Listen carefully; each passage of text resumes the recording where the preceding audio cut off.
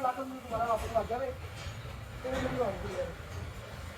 6 ਸਾਲ ਇੱਕ ਦਾ 12 ਹਜ਼ਾਰ ਲੱਗਿਆ ਵੀ ਚੈਨਲ ਬੜੇ ਟਾਈਮ ਤੋਂ ਵਾਲਾ ਸੀ ਅੱਛਾ ਤਾਂ ਵੀਡੀਓ ਦੀ ਕਾਹੀ ਨਹੀਂ ਪਤਾ ਆਪ ਕਹਿੰਦਾ ਸੇਵਾ ਕਿਹਨਾਂ ਨਹੀਂ ਆਪਣੀ ਗੱਡੀ ਦਾ ਮੈਂ ਵੀ ਰੱਖਣਾ ਕਿਸੇ ਨੂੰ ਇਹਦੇ ਨਾਲ ਇਹ ਮੁੰਡੇ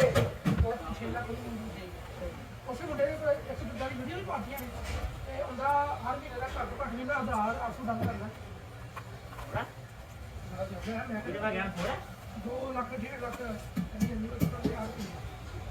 ਬੜੀ ਇਹ ਖਾਲੀ ਵੀਡੀਓ ਪਾ ਦਿਆ ਵੇਲੇ ਦਿੰਦਾ ਕਹਿੰਦੇ ਕਿ YouTube ਚੈਨਲ ਬਣਾ ਲਿਆ ਇਹਦਾ ਕੀ ਆ ਰਿਹਾ ਇਹਨਾਂ ਵੀਡੀਓ